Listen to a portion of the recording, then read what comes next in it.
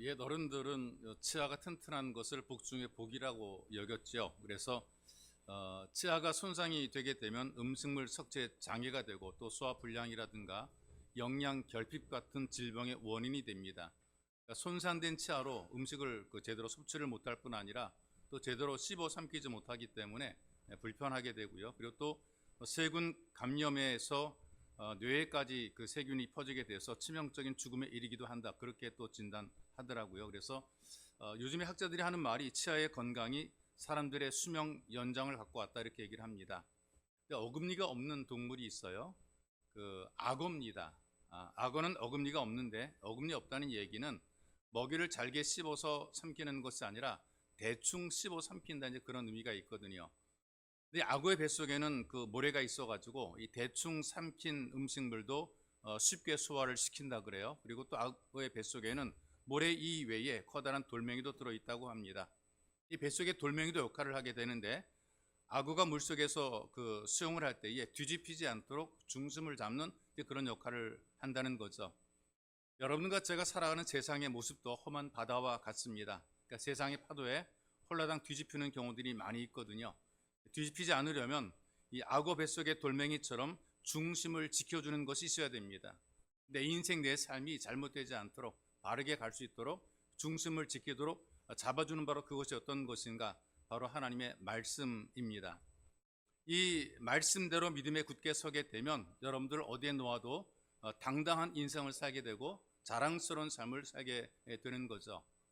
댄 바우만이라고 하는 그 선교사가 계시는데 이분이 쓴 책 가운데에 아름다운 능력의 길 예수라는 그런 제목의 책이 있습니다. 1997년에 이란으로 단기 선교를 떠나게 돼요. 지금 이란이 뭐 난리가 났는데요. 근데 출국 과정에서 간첩이란 죄명으로 감옥에서 9주간을 지내게 됩니다. 그러니까 선교사라는 것을 정보를 알고 사실은 그 내보내지 않고 고문을 하기 위해서 일부러 붙잡아 두는 겁니다. 그 당시의 경험을 기록으로 쓴 책인데요. 그 지옥 같은 감옥에서 나가게 달라고 간절히 기도했대요. 근데 하나님께서는 마음속에 감동 주시기를 네가 나가는 것보다 이 사람들이 어떻게 생각하는지 나에게 좀 물어보라. 그 사람들이 그 간수들이 너를 고문하는 사람들이 어떤 생각을 가지고 있는지 이걸 좀 내게 좀 물어봤으면 좋겠다. 내가 그들을 어떻게 생각하는지 너 한번 그걸 나에게 좀 물어봐라. 이런 감동을 주었어요. 근데 지금 내 형편 내 사정은 그들은 아무 관심도 없고 지금 내가 빨리 나가야 되는데 이게 더 중요한데 하나님 왜 나한테 이런 감동을 주십니까? 라는 고민 속에서 하나님께 물어봅니다. 하나님 나를 폭행하고 나를 고문하는 이 사람들 도대체 어떻게 생각하십니까? 하나님의 생각은 무엇입니까? 라고 기도로 질문했어요. 하나님께서 질문이 끝나자마자 그 자기를 신문하던 그 간수들에게 긍휼히 여기는 마음을 감동으로 주시는 것을 느끼게 되었습니다. 그들을 불쌍히 여기는 마음, 자기를 고문하는 사람들을 불쌍히 여기는 그런 마음을 갖게 만들었어요. 그래서 하나님 앞에 기도할 때에 다르게 기도하게 됩니다. 내가 빨리 나갔으면 좋겠다라고 기도했던 그 기도가 변화가 되어서 저 사람들이 하나님의 은혜를 알고 저 사람들이 예수를 믿을 수 있도록 영원히 구원받을 수 있도록 은혜를 베풀어 주옵소서. 지금 하는 저들의 일을 저 사람들이 알지 못하고 있습니다. 제정신 갖고는 이렇게 기도를 할 수 없거든요. 자기를 괴롭히는 사람들을 축복해 주는 기도를 하지 못하게 되는데 성령께서 마음에 감동을 주게 되니까 하나님께 간절히 기도를 하게 됩니다. 그런데 그런 간수들이 여전히 신문하고 고문합니다. 지옥 같은 몇 주간을 그 안에서 보내는 중에 어느 날 감방에 들어와서 쓰러지게 됩니다. 근데 바깥에서 간수들끼리 한 이야기가 들렸어요. 자기들의 언어는 페르시아 언어로 대화를 하게 됩니다. 이 바우만이라는 사람은 선교를 준비하면서 이 페르시아 언어를 익혔습니다. 이란 언어를 익혔습니다. 그렇기 때문에 그들의 이야기를 알아들었단 말이죠. 그 내용이 이런 내용입니다. 도대체 기독교인들은 이해할 수 없다. 매를 맞고 갇히는 것을 알면서 왜 자꾸 오는지 모르겠다. 이란에 오게 되면 핍박을 받고 이란에 오게 되면 고문을 당함에도 불구하고 왜 오는지 모르겠다. 또 하나는 우리는 그들을 죽이려고 그러는데 그들은 왜 우리를 위해서 기도하는가? 우리는 도무지 이해할 수 없다. 이 이야기를 들으면서 이 바우만이 자기 방 감옥에 도청장치가 있는 것을 알게 되었습니다. 감방에서 간절히 기도했거든요. 자기를 고문하는 간수들과 이란을 위해서 간절히 기도하는데 그 소리를 이 도청장치를 통해서 들은 겁니다. 그리고 며칠 동안 그들이 하는 대화를 들으면서 기적을 목격하게 되는데 그들 가운데 3명이 예수를 영접했다는 그런 고백을 스스로 자기들의 고백을 듣게 되었어요. 왜 그러냐? 바로 이 바우만이 감옥에서 했던 행위를 보면서 고문하는 자기를 위해 기도했던 그 간절함을 보면서 마음이 변화가 되어서 예수를 영접하게 된 것입니다. 그리고 구주관이 되어서 나가게 됩니다. 판결을 받는 재판석에 서게 되는데 판사가 판결문을 낭독합니다. 무혐의로 석방이라고 하는 선고를 하고 방망이를 두들게 되었어요. 그러더니 내려와가지고 고생했다는 의미로 이 바우만을 포옹을 합니다. 너 많이 고생했다라고 이렇게 안아준단 말이죠. 그때 된 바우만이 깨달은 것이 어떤 것인가? 예수께서 너희를 위해 핍박하는 자를 위해 기도하라. 그것이 어떤 뜻인가 비로소 깨달았다, 이렇게 글에다 기록을 하고 있습니다. 이 하나님 말씀을대로 순종하지 않았더라면 아마 그는 일생에서 가장 비참한 삶을 살았을 것입니다. 감옥에 갇혀서 구주관 동안 고문을 받으면서 인간 이하의 대우를 받았고 마음속엔 분노와 원한이 차올랐을 것이고 혹시 석방되어 나왔을지라도 그의 마음속에는 분노와 복수의 감정을 가지고 평생을 살았을 거예요. 심각한 트라우마라고 얘기를 합니다. 인생 속에서 흑역사라고 얘기를 하는 자기 인생의 그 아픈 기억들을 지워버리고 싶은데 그 지워지지 않은 그 가슴 아픈 상처를 끌어안고 살았을 겁니다. 그런데 말씀대로 순종하게 되니까 기대 이상의 기적을 체험하게 된 것입니다. 여러분들도 마찬가지로 말씀대로 믿음에 굳게 서서 순종을 하게 되면 기적 이상의 능력을 체험하게 되는 거죠. 작은 도시의 그 이발사 협회가 회의를 했습니다. 우리 자원봉사에서 우리 이발사 협회를 홍보를 하자. 그래서 많은 사람들이 우리가 좋은 일 하고 있다는 것을 좀 알고 우리들에게 좀 호의적으로 대하도록 하자. 그래서 어떤 방법을 선택할 것인가? 이 도시의 가장 더러운 곳을 찾아가서 가장 더러운 옷을 입고 술 취한 사람을 깨끗하게 만들어 주자 결의를 했습니다. 이런 사람을 찾아서 이발을 시키고 목욕을 시키고 얼굴에 마사지를 하고 신사복을 입혔습니다. 모자도 씌우고 지팡이를 손에 들려서 사진을 찍고 신문에 홍보를 했습니다. 이렇게 거지같이 살던 사람이 이렇게 신사로 바뀌어졌다라고 이제 홍보를 한 거죠. 자기들이 좋은 일 했다는 것을 알리는 겁니다. 그 신문을 보던 한 회사의 사장이 감동이 됐어요. 예전에 술주정뱅이였던 사람이 신사로 변화가 되었다. 여기 마음에 감동이 되어서 그렇다면 내가 그에게 일자리를 좀 줘야 되겠다. 그 사람을 불러가지고 취직을 보장했어요. 다음날 아침 8시까지 출근하기로 약속했습니다. 다음 약속 시간이 되었는데 이 사람이 안 나타나는 거예요. 이거 무슨 사고가 났다 생각이 돼가지고 경찰에 연락을 해서 이 사람의 신원을 어디에 있는가를 확인했습니다. 찾았습니다. 신사의 모습은 온데간데 없고 옛날 바로 그 자리, 자기가 늘 있던 바로 그 자리에서 술에 취해 길바닥에 잠이 들어있는 것을 발견한 거죠. 이 일을 통해 무엇을 사람들이 깨달았는가? 아무리 외모를 바꿔 놓는다 그래서 그 사람이 바뀌어지는 것이 아니다. 내면의 변화가 있어야, 진정한 변화가 있어야 온전히 변화가 되는 것이지 내면의 변화가 없다면 결국은 다 꽝이 된다는 얘기입니다. 이 겉모습만의 신앙의 모습이 아니라 진짜 신앙인이 돼야 되는데 진짜 신앙인이 되려면 믿음에 굳게 선 신앙이 돼야 된다는 얘기죠. 자, 지금 우리가 읽었던 이 두 절의 말씀을 보게 되면 이렇습니다. 골로새서를 기록한 그 배경이 이런데요. 그 지역, 골로새라는 그 도시를 보게 되면 굉장히 많은 그 사상과 신앙들이 많았어요. 그러니까 인본주의적인 생각들, 그러니까 무조건 잘 먹고 잘 살면 된다라고 하는 인본주의적인 생각들이 많았고 이단들이 많았으며 거짓 교사들이 많았습니다. 이를테면 육체를 괴롭게 만들어준 금욕주의, 그러니까 우리 육체를 편하게 내두지 말고 아주 고문하듯이 괴롭혀서 우리를 좀 거룩하게 만들자라는 금욕주의가 있었고 또 천사를 숭배하는 이 잘못된 신앙이 만들어졌어요. 이런 환경 분위기 속에서 믿음에 굳게 서지 않게 되면 믿는 것도 아니고 안 믿는 것도 아니고 굉장히 초라하고 비굴한 신앙의 모습으로 살게 되는 거죠. 그 환경과 분위기 속에서 눈치 보는 비굴한 모습을 보이는 겁니다. 진짜 예수 믿는 사람 답지도 못하고 안 믿는 사람도 아니고 너 예수 믿어라고 말하면 믿는다라고 말하는데 살아가는 삶은 예수 안 믿는 모습으로 살아가니까 이것도 아니고 저것도 아닌 그런 모습으로 살아간단 말이죠. 스스로 자기가 마음에 여러 가지 아픔과 시험을 당하게 되는 겁니다. 신앙생활을 잘하는 젊은 자매가 불신앙의 가정으로 이제 결혼하게 됐어요. 이때 만들어지는 것이 이제 갈등이죠. 예수를 믿지 않은 시어머니가 굉장히 못마땅하게 며느리를 봅니다. 그런데 이 며느리는 믿음으로 시어머니를 잘 보살핍니다. 그리고 집안일 할 때도 자주 찬송을 드리면서 즐겁게 일을 했어요. 이 젊은 자매가 열심히 참 부모님에게도 효도하고 교회에서도 귀하게 섬기고 봉사하는 그런 모습을 보면서 이 교회 식구들이 굉장히 참 좋게 여겨서 그 시어머니에게 자주 칭찬합니다. 그래서 전도를 하려고 그러는 거죠. 요즘 세상에 이런 며느리 없다는 거예요. 어떻게 늘 그 아주머니 위해서 시어머니 위해서 기도하는가, 얼마나 잘 챙기는지 모른다. 굉장히 며느리를 칭찬해주고 좋게 말해주고 자꾸만 띄워주었습니다. 그런데 이 시어머니는 생각이 달랐어요. 시큰둥했어요. 예수 믿으라고 전하니까 그런 소리 하지 말라는 거예요. 며느라기가 교회에서 뭐라고 기도하는지는 모르지만 집에서 자꾸 노래로 짓거리는데, 그 짓거리는 거 들어보게 되면 아니, 내 시어머니에게 나한테 감정이 많은 것 같다. 아주 듣기 거북한 노랫가락이 나온다는 거예요. 뭐라 그랬냐 그랬더니, 내 시어미를 당해 범죄치 말고 내 시어미를 이겨 새 힘을 얻고, 이런 노래를 부른다는 거예요. 시어미를 이기라고 가리키는 교회를 내가 왜 다니냐, 그러고 막 소리를 버럭 지르는 거예요. 물론 오해는 풀렸습니다. 그런데 믿음에 굳게 서지 못하게 되면 믿지 않을 이유들이 많아지게 되고, 교회를 다니지 않은 이유들이 굉장히 많아지게 되는 겁니다. 만사에 굳게 서지 못하게 되면 부정적인 생각이 가득해지게 되는 거예요. 모든 걸 바라보는 것이 부정적으로 바라보게 되어 있다는 말이죠.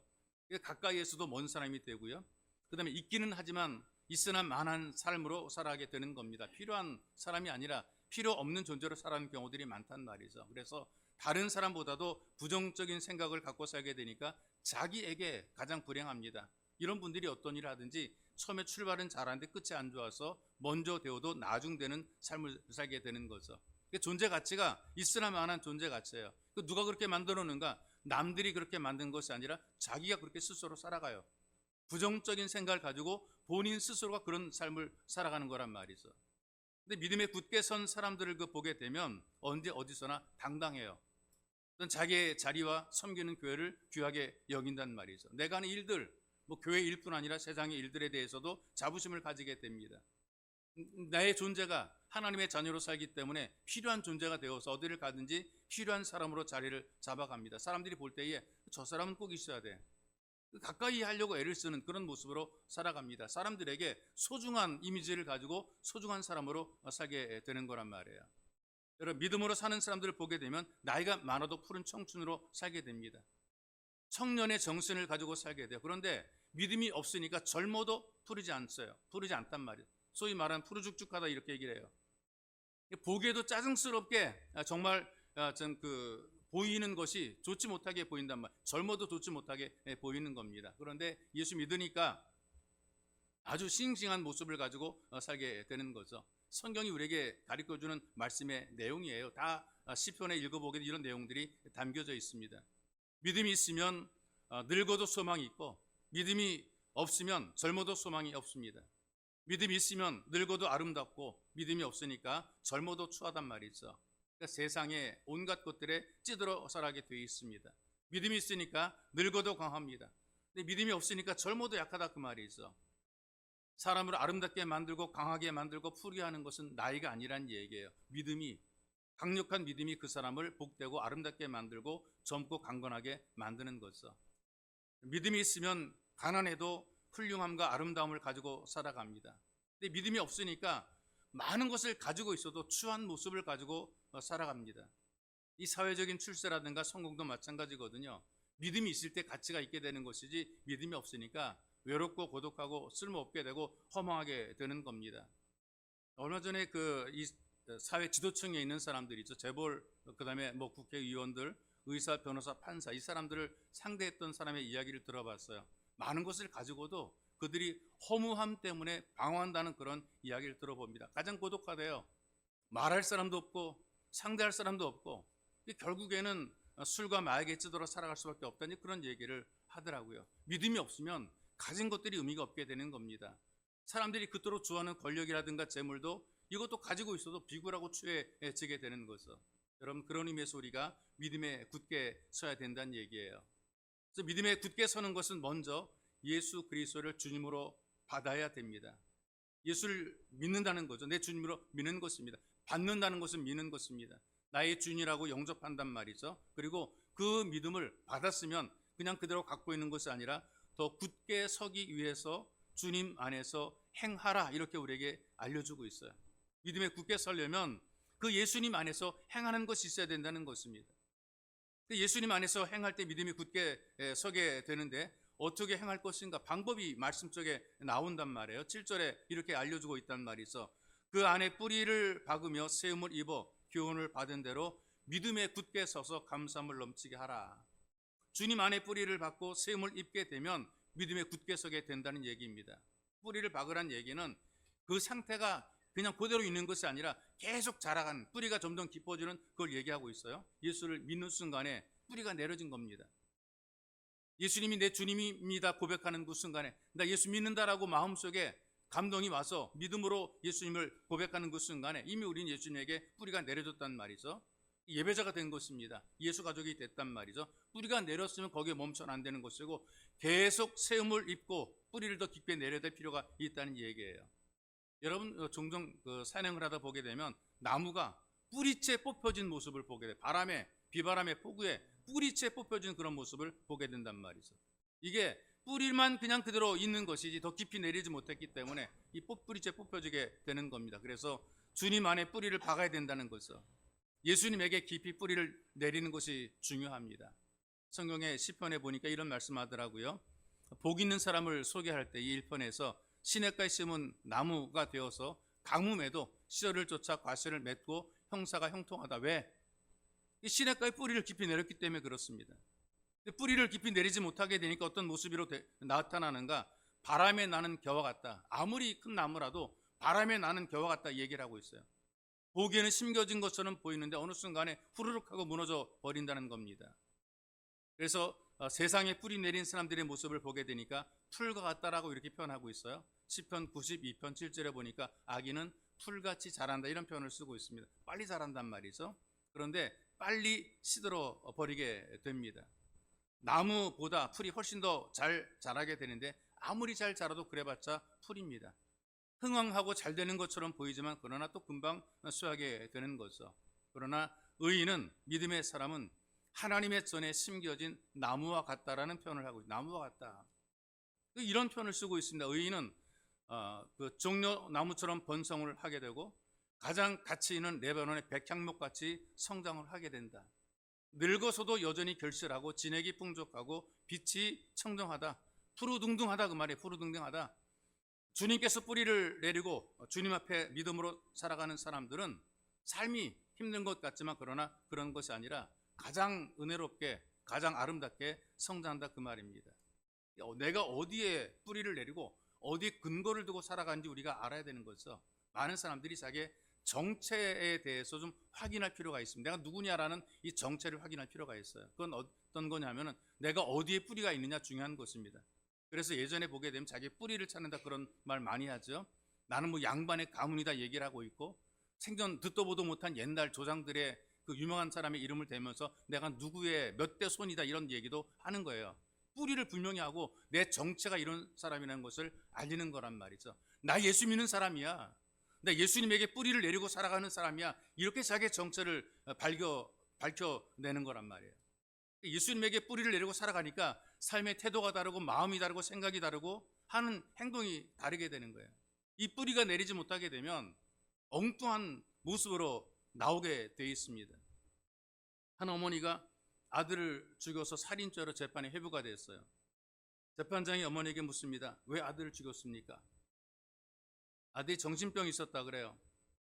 점치는 사람에게 물어봤대요. 앞으로 우리 아들이 어떻게 되겠습니까? 고민돼가지고 물어봤대요. 그랬더니 묵불이라고 얘기를 합니다. 무당에게 물어보는 거죠. 점쟁이에게 물어보는 거죠. 그랬더니 이 무당이 이렇게 그냥 저런저런 회복될 기미가 안 보여. 아이고 평생을 그렇게 살겠구먼. 그 말을 들은 어머니가 고민하는 겁니다.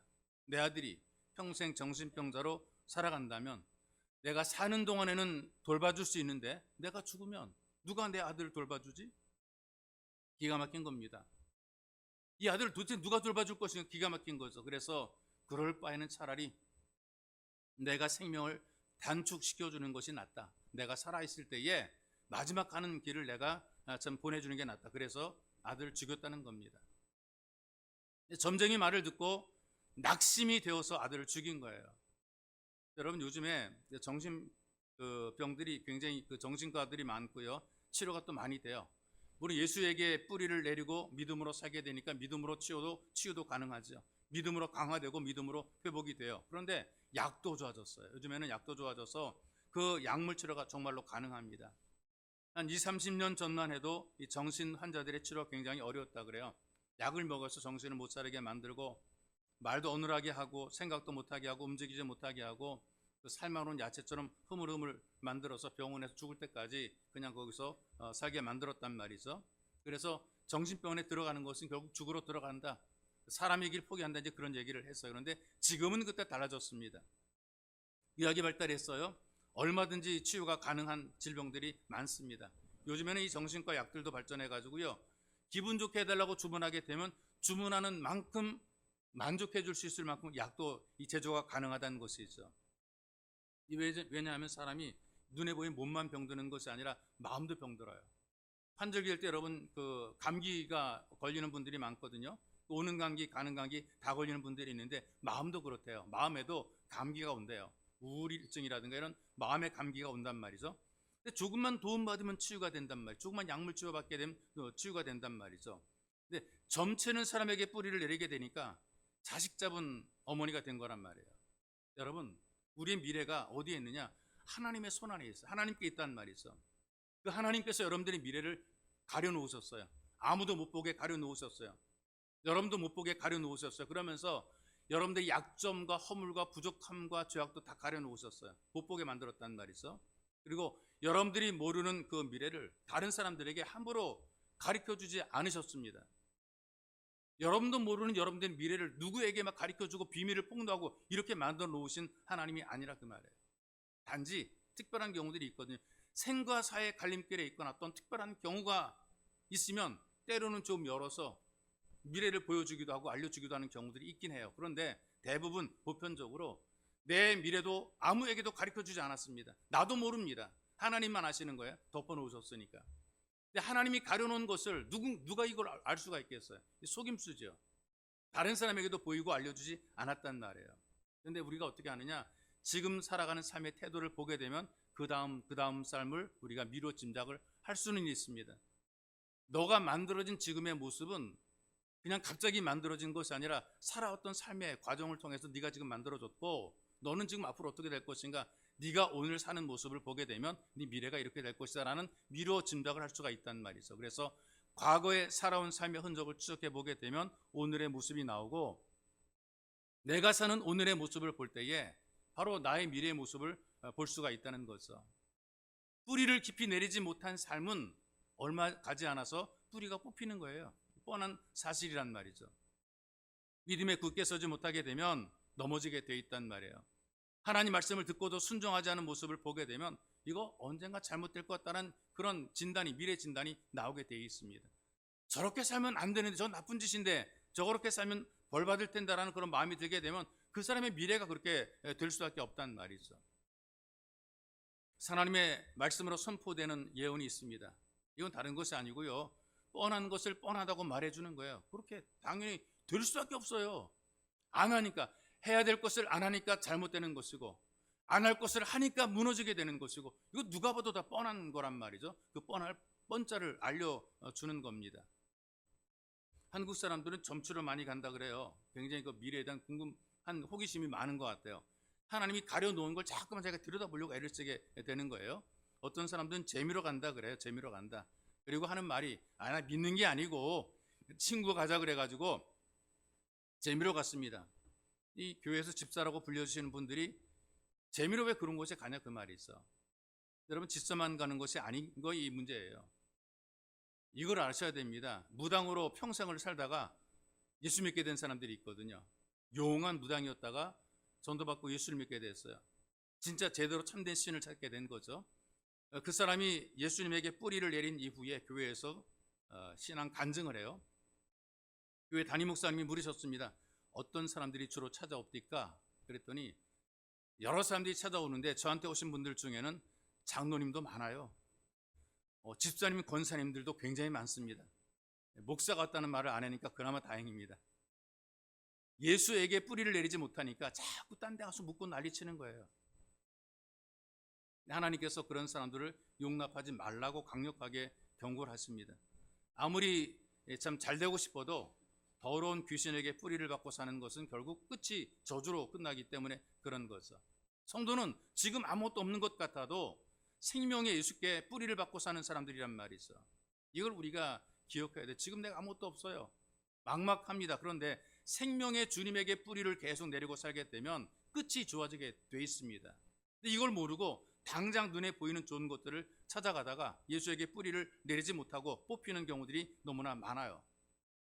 연예인들 가운데에 예수께 뿌리를 받지 못하고 인기나 물질 또는 사람들에게 뿌리를 받고 살다가 끝이 좋지 못한 결과를 만들어낸 사람들이 있습니다. 스스로 목숨을 끊은 경우들이 꽤 많이 있죠. 고윤희, 정다빈, 이은주, 안재환, 최진실, 이분들이 전부 다 기독교식으로 장례식을 치른 사람들입니다. 성도 아무개, 집사 아무개 이렇게 장례식을 치를 때에 기독교식의 장례를 치렀단 말이죠.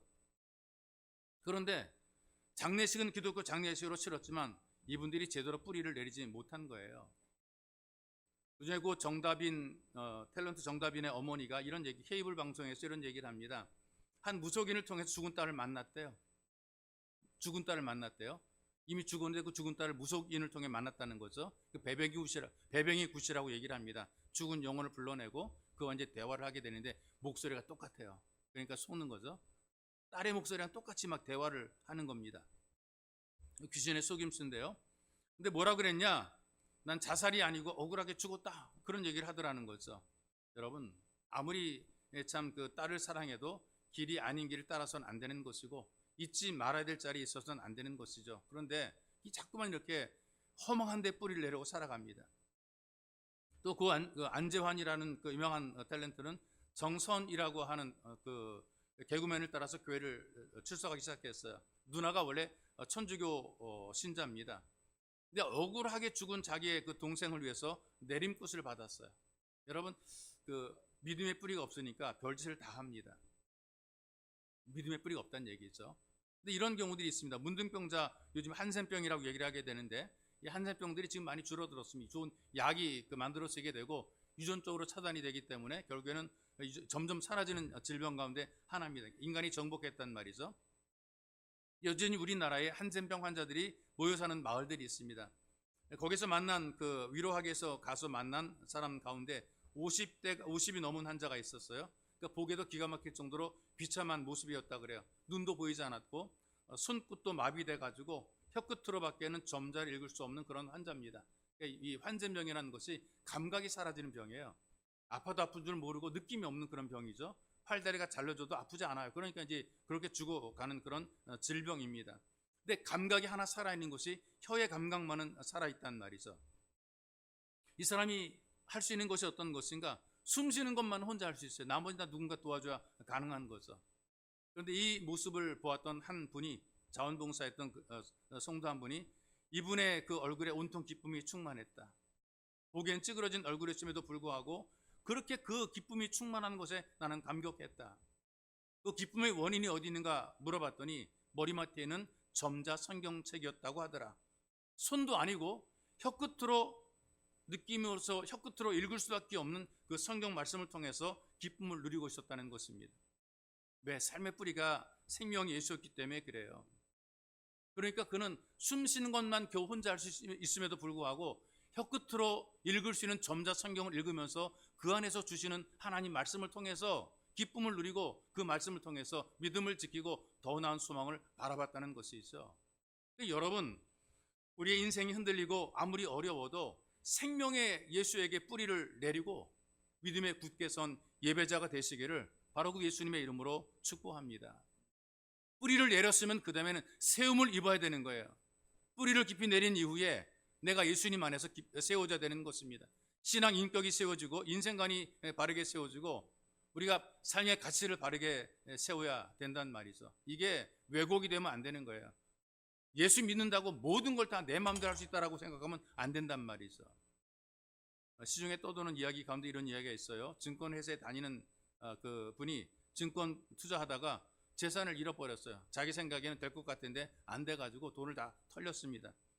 시름시름 앓으면서 죽을까 말까 고민하는 사람이 자살하려고 해변가를 걷다가 이상한 램프 하나를 딱 발견한 거예요. 이게 뭔가 싶어 뚜껑을 열었더니 뻥 하더니 거기에서 거인이 나타나서 주인님 부르셨습니까? 한 가지 소원을 들어드리겠습니다.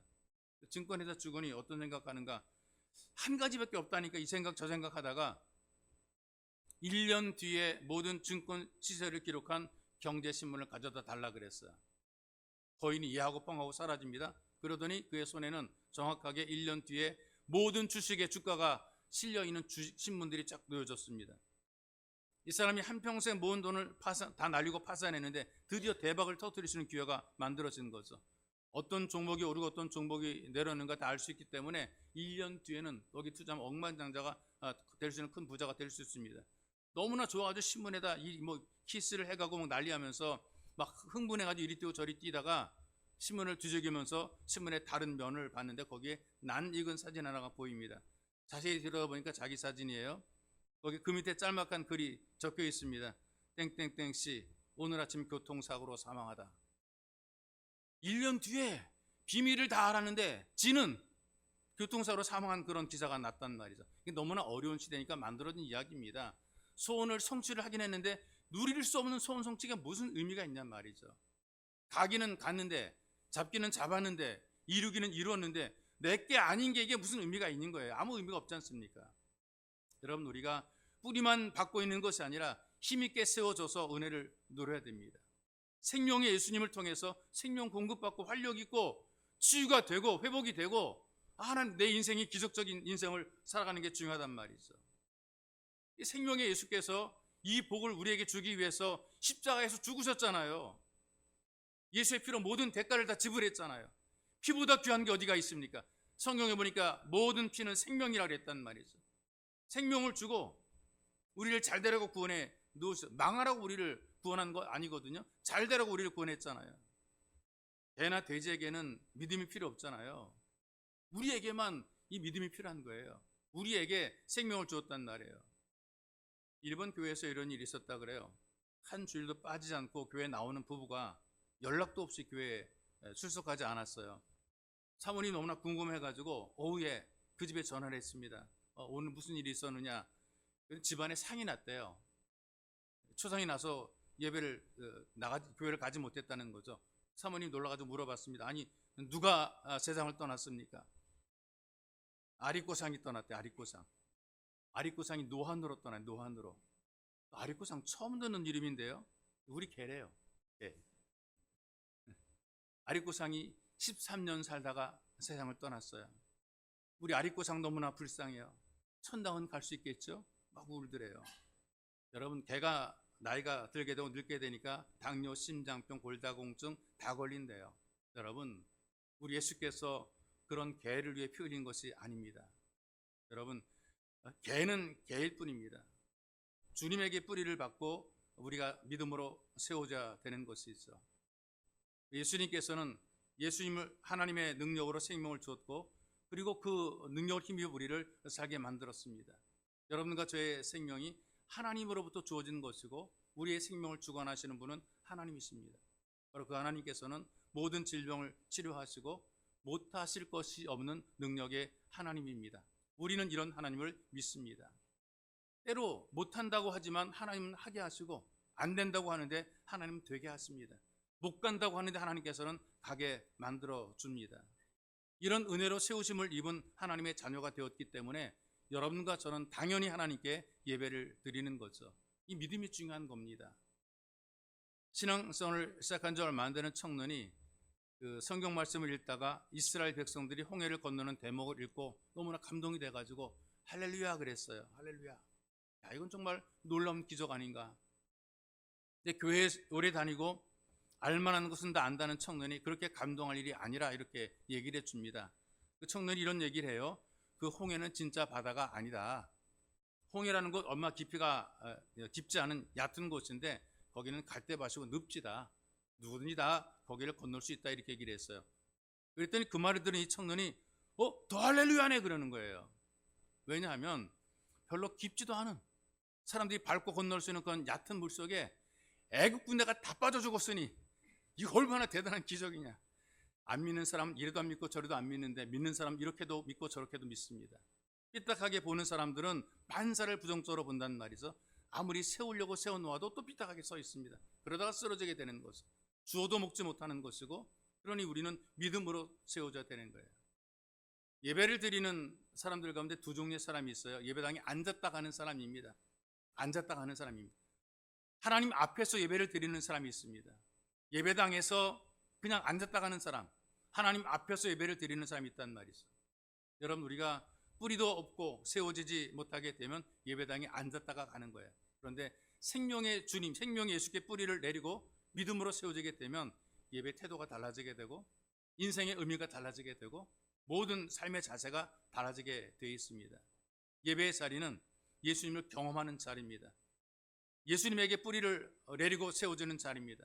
예수를 만나게 될 뿐 아니라 문제의 해답이 예수라는 사실을 발견하는 그 순간이기도 한 거예요. 아, 내 인생의 해답은 예수 그리스도, 내 모든 문제의 해결은 예수 그리스도, 이게 발견이 되고 깨달아지는 순간이 바로 예배의 자리인 것입니다. 예배 속에서 뿌리가 내려지고 세워지게 되므로 치유되고 회복되고 위로와 격려가 체험되는 예수 가족이 되시기를 주님의 이름으로 축복합니다. 우리 기도 함께 합시다. 주의 말씀이 우리의 기도의 제목이 되었으면 좋겠어요. 주의 말씀을 듣고 믿음으로 순종하게 하옵소서. 듣고 말씀을 듣고 마음속에 담아 이걸 쓸 줄 알고 사용할 줄 아는 삶이 되게 해달라고 기도하기 원합니다. 듣고도 이걸 쓸 줄 모르고 이걸 활용할 줄 모르고 순종할 줄 모른다면 아무런 의미가 없습니다. 하나님, 말씀을 들었습니다. 들은 말씀대로 사용하고 쓸 수 있도록 은혜를 베풀어 주옵소서. 생명 예수께 뿌리를 내려서 내 인생 주님의 생명으로, 하나님의 생명으로 살게 하옵소서. 그래서 안 되는 것 되게 만들고 못하는 것 하게 만들고 이루지 못한 것 이루게 해달라고 여러분들이 간절히 기도하시고요. 또 예수님에게 믿음으로 세움을 입어서 예수님의 삶으로, 예수님만 바라보는, 예수를 목적하는 삶으로 우리가 능력 있는 성도, 예수님 때문에 능력 있는 성도의 삶을 살아감으로 치유되고 회복되고 위로와 격려를 누리는 삶이 될 수 있도록 위해서 여러분들이 간절히 기도하기로 합니다. 함께 기도하시겠습니다. 살아계신 아버지, 고맙습니다. 우리에게 은혜를 베풀어 주시고 성령으로 함께 하셔서 우리의 마음과 생각을 감찰해 주시고 오늘도 들은 주의 말씀들이 우리에게 생명의 말씀이 되어서 믿음으로 순종하는 지혜로 믿게 붙잡아 축복해 주옵소서. 듣기만 하고 멈추지 말게 하시고 들은 말씀들이 우리의 생명이며 또 우리의 길이며 우리의 방법이 되게 도우셔서 마음속에 담아 그 말씀을 쓸 줄 알고 사용할 줄 아는 지혜로 믿도록 도와주시고 말씀을 통해서 지혜로움을 누리는 복 있는 성도가 될 수 있도록 우리를 도와주옵소서. 무엇보다 생명의 수익의 뿌리를 믿음으로 살아갈 수 있도록 생명을 공급받아 살게 만들어 주옵소서. 되게 하고 이루게 하고 할 수 있는 능력을 가지고 살아갈 수 있도록 우리에게 도움을 더 입혀 주옵소서. 하나님 아버지, 주어 천국만 가는 것이 우리의 목적이 아니라 이 땅에 사는 삶 현장 속에서도 하나님을 경험하며 살아가야 되겠죠. 주님, 우리 이 땅에 살면서도 하나님을 경험하게 만들어 주옵소서. 육체가 치유가 되고 회복이 되고 하나님의 위로와 격려를 받으며 하나님 힘있게 인생 살아갈 수 있도록 내가 사는 삶의 기적의 현장, 은혜의 현장, 능력의 현장이 될 수 있도록 주님이 동요하는 현장, 자기의 결국 부족함이 없도록 우리를 도와주시고 각자의 의미로 기도하고 건강을 통해서 각자의 마음속에 하나님을 경험할 수 있도록 하나님 누릴 수 있는 주님께서 우리를 더 이끌어 주옵소서. 바로 예수님만이 우리의 해답이며 우리만의 해결인 것을 알게 도와주시옵소서.